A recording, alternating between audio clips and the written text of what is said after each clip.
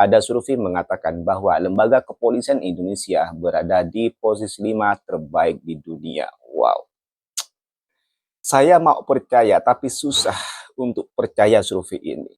Kepolisian Indonesia terkorup nomor 18 di dunia dan nomor 1 di Asia Tenggara. Sementara tadi Malaysia itu, saya sekarang mau bertanya nih, kalau di Malaysia seperti apa cerita tentang polisi?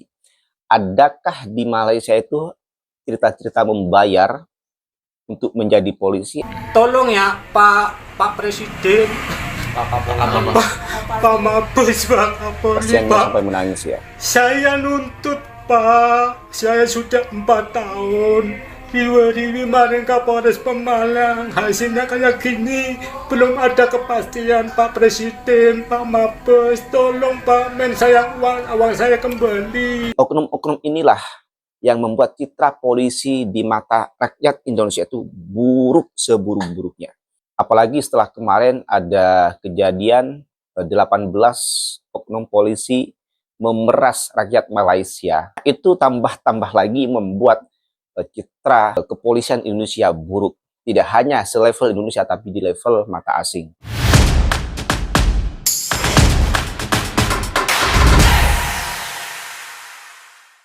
Hai, Assalamualaikum warahmatullahi wabarakatuh. Welcome back to my channel. Jumpa lagi dengan saya, Mr. Bas. Apa kabar Anda hari ini? Semoga dalam keadaan baik-baik saja, sehat walafiat, dan dimurahkan rezekinya. Amin ya rabbal alamin.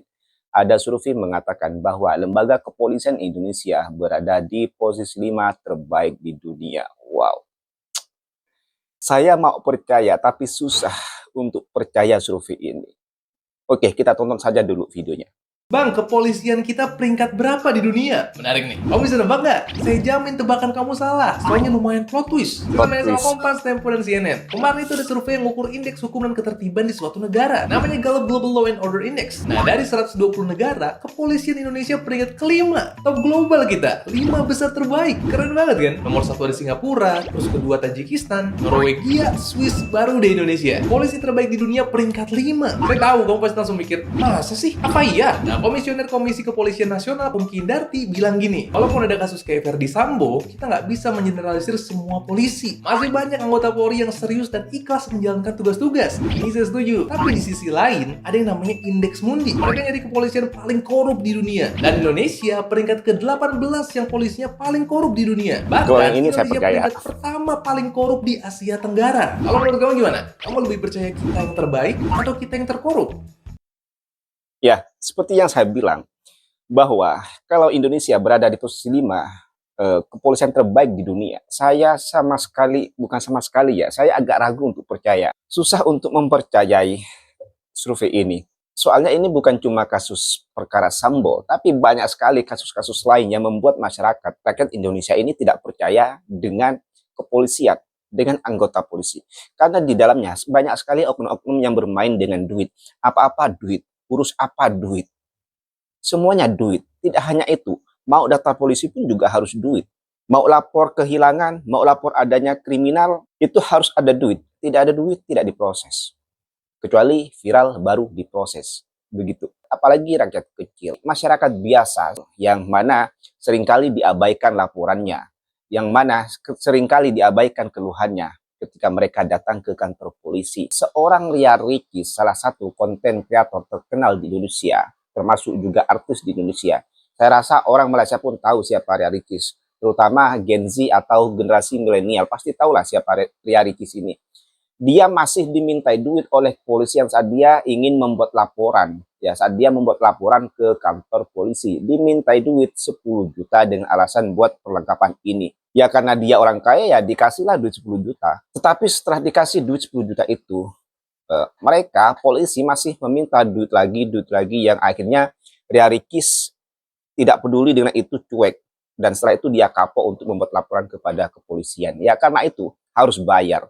Seorang Ria Ricis dimintai duit. Apa dia tidak tahu Ria Ricis? Oke, seperti ini videonya. Ria Ricis buat laporan ke polisi, diminta uang 10 juta. banyak banget yang suruh laporin. Guys, laporin akun hack itu tidak semudah yang kalian pikirkan. Dulu waktu tahun berapa ya, aku pernah tulis di eksklusif aku kemarin, aku pernah laporin akun hack di Polres Depok depan ITC, tau kan, sama kanitnya langsung dimintain duit, alasannya untuk alat-alat atau apa gitu, tapi mungkin emang itu rulesnya ya, jadi aku kasihlah totalnya 10 juta. Itu udah karena dia minta lagi, ya udah aku cuekin aja. Nah itulah kenapa repot ya ngelaporin. Ya, jadi kapok dia untuk melapor ke polisi. Orang kaya jadi kapok, ya. Apalagi rakyat kecil tambah malas untuk melibatkan polisi kalau ada kes-kes kejahatan, kriminal, kehilangan di kampung-kampung. Kecuali dengan duit. Bayar. Seperti lagu yang tengah viral baru-baru ini, yang mana penyanyinya atau band yang punya lagu itu diintimidasi dan dipaksa minta maaf. Kemudian 1 bulan yang lalu ada berita tuh yang agak viral di Indonesia, yang mana seorang bapak ya yang bayar 900 juta kepada oknum polisi hanya untuk supaya kedua anak lelakinya lolos seleksi atau ujian untuk masuk polisi. Tetapi akhirnya harapan itu kandas karena 2 anaknya tidak terima atau tidak lolos untuk masuk ke kepolisian. Akhirnya apa? Duit habis, anak tidak diterima. Akhirnya dia menuntut, menangis-nangis, menuntut supaya duit 900 juta itu dikembalikan. Seperti ini videonya. Demi kedua anaknya bisa menjadi anggota polisi, orang tua di Pemalang, Jawa Tengah rela menyetorkan uang 900 juta rupiah hasil jual sawahnya pada seorang polisi setempat. Namun harapannya kandas, kedua anaknya tidak lolos dalam penerimaan Bintara Polri tahun 2020 lalu. Uang pun hingga saat ini belum kembali.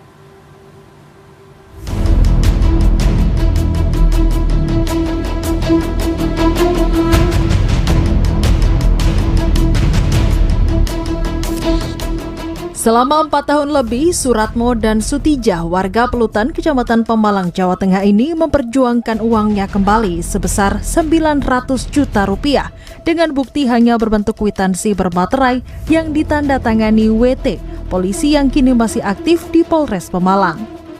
Uang sebesar 900 juta rupiah tersebut baginya adalah uang yang sangat besar. Ia peroleh uang tersebut dari hasil jual warisan sawah demi kedua anaknya bisa menjadi anggota polisi. Peristiwa tersebut bermula saat korban dikenalkan kepada WT, seorang polisi, oleh orang tua tersangka. Korban lalu diiming-imingi bahwa kedua anaknya bisa langsung menjadi anggota polisi jika menyerahkan sejumlah uang. Korban pun kemudian menjual sawah 2.600 meter persegi dan membayar sebesar 900 juta rupiah kepada tersangka. Namun setelah membayar, kedua anaknya tidak lulus ujian seleksi penerimaan Bintara yang terjadi pada tahun 2020 lalu. Kalau anak saya nggak jadi, uang kembali 100%. Ya saya nuntutnya di itu aja. Tolong ya Pak Presiden, Pak Mabes, Pak Kapolri, Pak. Sampai menangis ya. Saya nuntut Pak, saya sudah 4 tahun kemarin Kapolres Pemalang, hasilnya kayak gini, belum ada kepastian Pak Presiden, Pak Mabes, tolong Pak Men, saya uang saya kembali. Suratmo sendiri telah mengadukan hal itu pada Polres Pemalang sejak akhir tahun 2020 lalu. Namun bertahun-tahun belum ada perkembangan berarti atas aduan tersebut. Kasat Reskrim Polres Pemalang, Ajun Komisaris Polisi Andika Oktavian mengatakan kasus tersebut masih berjalan. Bahkan berkas telah dilimpahkan ke kantor kejaksaan untuk perlengkapan proses pelimpahan sebelum diajukan ke pengadilan. Bahwa benar saat ini Satreskrim Polres Pemalang sedang melakukan penyidikan terkait dugaan tindak pidana penggelapan dan atau penipuan yang mana dilaporkan oleh saudara Suratmo dalam LPB garing 68 garing 9 Romawi garing 2023 pada tanggal 4 September 2023 atas nama tersangka dengan inisial WT. Sampai sejauh mana udah? Saat ini perkara sudah dalam tahap penyidikan. Sementara itu, dalam keterangan tertulisnya, Kapolres Pemalang, Ajun Komisaris Besar Polisi Eko Sunaryo, menegaskan bahwa anggota polisi yang berinisial WT, selain diancam dengan pidana, juga akan terancam kode etik. Ia menjelaskan penerimaan anggota Polri tidak dipungut biaya apapun dan dilakukan seleksi dengan transparan. Tim Liputan CNN Indonesia. Ya, untuk mendaftar sebagai kepolisian di Indonesia itu tidak bayar, gratis ya. Tetapi masih ada oknum-oknum polisi yang memanfaatkan rakyat, diperas duitnya dengan modus, dengan iming-iming pasti nanti mereka diterima. Tapi kalau tidak bayar duit, maka dipersulit. Nah, dalam case ini butuh atau perlu berapa tahun lagi supaya duit 900 juta itu kembali kepada tangan si bapak ini. Dia sudah jual tanahnya ribuan meter ya demi anaknya keterima lolos sebagai polisi. 4 tahun dia berjuang supaya duitnya kembali. Perlu berapa tahun lagi duit itu kembali? Tinggal kembalikan saja sebetulnya. Seribet serwut apa sih case ini gitu ya?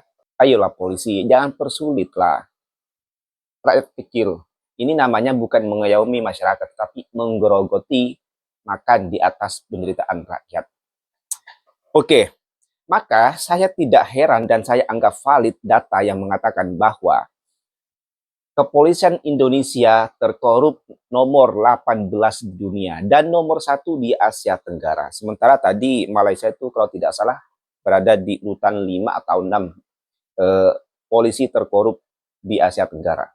Nah, kalau tadi soal data yang mengatakan bahwa polisi Indonesia ini terbaik nomor 5 di dunia, ini saya agak ragu gitu ya. Saya susah untuk percaya. Karena apa? Karena realitanya yang terjadi di rakyat, di masyarakat, ya seperti yang terjadi pada hari-hari ini. Yang mana ketika ada laporan kejahatan itu susah untuk diproses kalau tidak membayar. Yang mana ketika ada kehilangan di masyarakat susah untuk diproses oleh kepolisian tanpa ada duit, tanpa bayar. Yang mana kita dipersulit untuk diterima di kepolisian kalau tidak membayar sampai ratusan juta. Nah, fakta-fakta inilah yang membuat kita rakyat susah untuk menerima data ini. Susah untuk menerima data bahwa polisi Indonesia 5 terbaik di dunia. Entah apa yang menjadi indikator atau tolak ukur surveyor atau tim survei itu untuk mengatakan bahwa Indonesia 5 terbaik di dunia. Lembaga polisinya. Nah, seperti yang saya bilang tadi, kalau soal Indonesia, polisi terkorup nomor 1 di Asia Tenggara, saya percaya. Dan nomor 18 di dunia, saya percaya. Seperti lagu yang tengah viral hari-hari ini, yang mana lagu ini bertajuk Bayar, Bayar, Bayar, yang dinyanyikan oleh Ben Sukatani, yang pada akhirnya lagu ini menjadi bermasalah. Ben Sukatani diintimidasi oleh kepolisian dan diminta atau dipaksa minta maaf begitu. Seperti ini lagunya.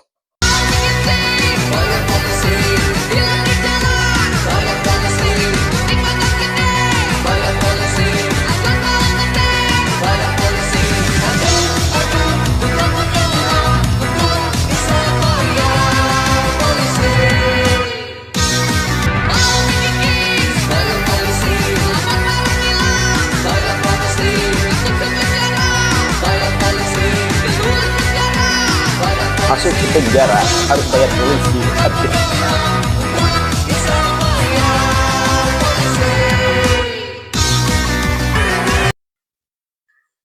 Ya, itu lagu fakta, itu bukan lagu fiksi ya.